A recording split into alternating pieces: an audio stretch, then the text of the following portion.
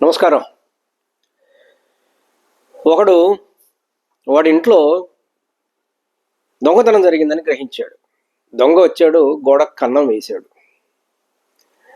ఏవేవో వస్తువులన్నీ పట్టుకెళ్ళాడు, నగలు పట్టుకెళ్ళాడు.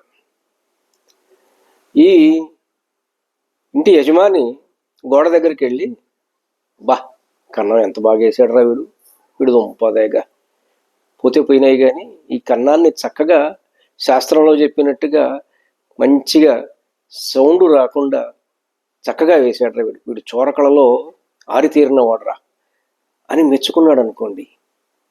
ఏమిటా హృదయం, ఏమిటా లక్షణం?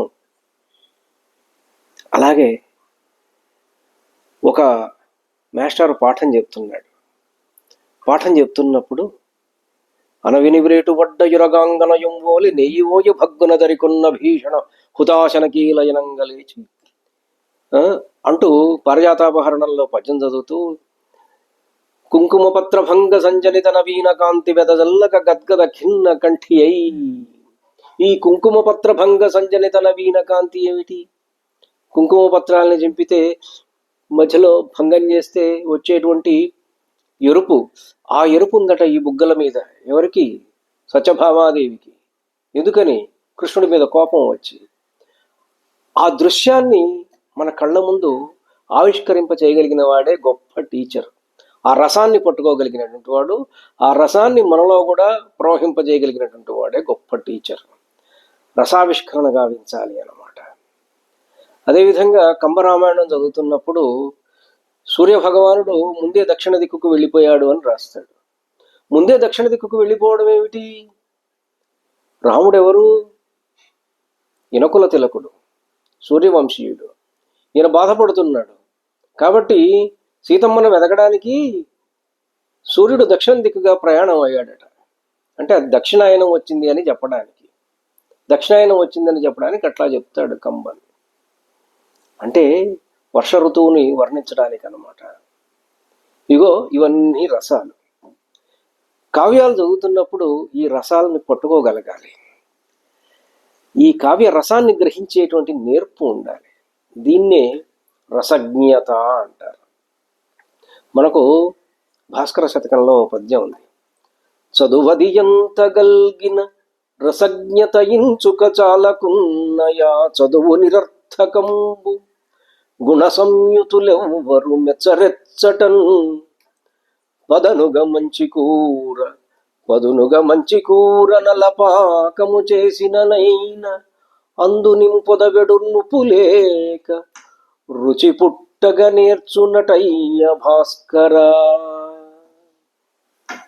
ఎంత చదివినా వాటి లోపట గనక మనం కావ్య రసాన్ని మనం ఆస్వాదించలేకపోతే ఆ చదువు నిరర్థకం.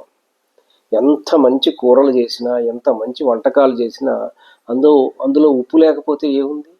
కాబట్టి మనిషి రసజ్ఞుడు కావాలి, రసజ్ఞత పెంచుకోవాలి.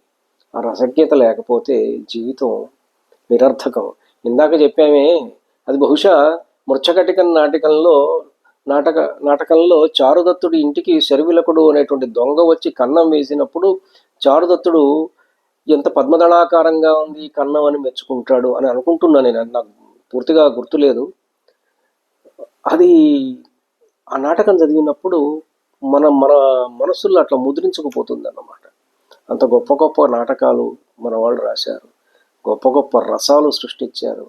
వీటన్నిటికీ కూడా మనం వారసులు. మంచి కావ్యాలు చదువుకోవాలి, మంచి నాటకాలని ఆస్వాదించాలి, మంచి కవిత్వాన్ని ఆస్వాదించాలి. ఇవన్నీ పోయాయి మనకు. ఏమిటో మామూలుగా ఊరికే చదువుతున్నాం. MPC, mathematics, physics and chemistry. As a student of mathematics I tell you, life ఎప్పుడు ఇట్లా కొలతలతో ఉండదు, లీనియర్గా స్ట్రైట్గా ఉండదు. a+b² is not always a² + 2ab+b². కాదు. జీవితపు లెక్కలు వేరు, గణితం వేరు, మ్యాథమెటిక్స్ వేరు, ఫిజిక్స్ వేరు, కెమిస్ట్రీ వేరు. శాస్త్ర విజ్ఞానం శాస్త్రానికి అనుగుణంగా జీవించాలి అనే మాట కంటే కూడా మనిషి మనస్సులు తెలుసుకొని, తోటివాడి మనస్సులు తెలుసుకొని జీవించటం. సంఘంలో మన తోటి వాళ్ళకు అనుగుణంగా మనం బ్రతకటంలో ఉన్నటువంటి ఆనందాన్ని మనం తెలుసుకోగలిగితే అంతకు మించినటువంటి అదృష్టం మనిషికి లేదు. ధన్యుణ్ణి. నమస్కారం.